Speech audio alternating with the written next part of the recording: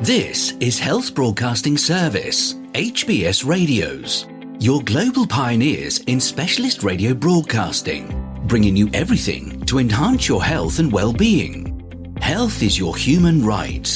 HBS, your partners in everything about your health and well-being.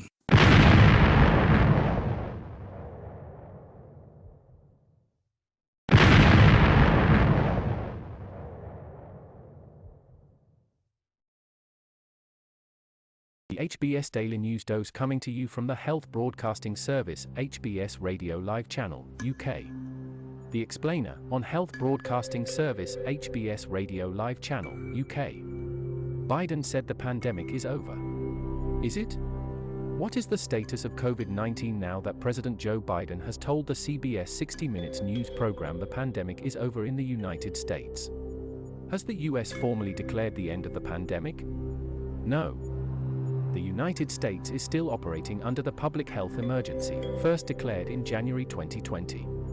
The U.S. Department of Health and Human Services (HHS) is expected to renew that designation in October, but then let the public health emergency expire in January 2023.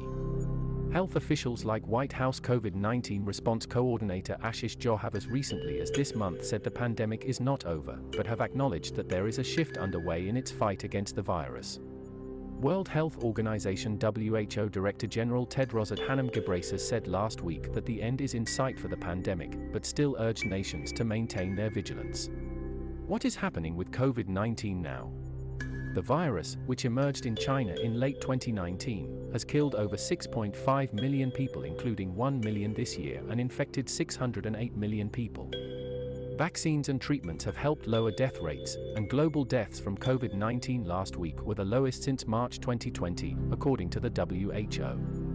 In the United States, an average of nearly 400 people a day continue to die from COVID-19, according to the U.S. Centers for Disease Control and Prevention (CDC), and an average of over 4,300 are hospitalized each day. What signs are there of a pandemic in retreat? Biden made his comments on the sidelines of the Detroit Auto Show, the largest in North America, where the president noted that very few people around him were wearing masks. CDC mask guidelines since February have recommended that people in counties with low or medium COVID-19 levels, now almost 87% of the country, do not need to wear masks indoors.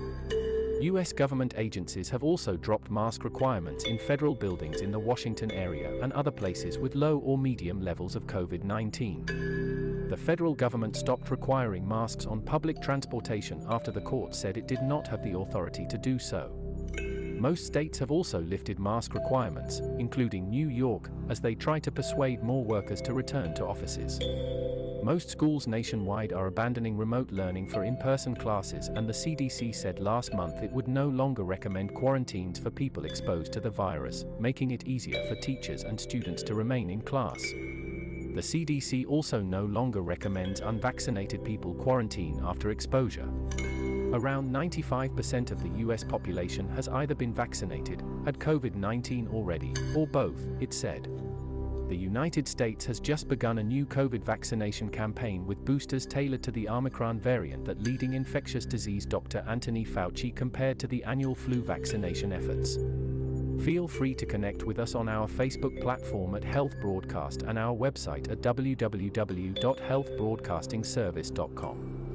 And please remember to press the subscribe button to stay abreast of timely, vital, and authentic health news developments from around the world, delivered to you by the Health Broadcasting Service UK on our YouTube channel. We will bring more updates as news develop. Stay safe and remain healthy. Bye for now. You've been watching the Health Broadcasting Service YouTube channel, your channel of excellence and distinction. Pioneering specialist radio broadcasting, giving you the best experience. Subscribe to our channel.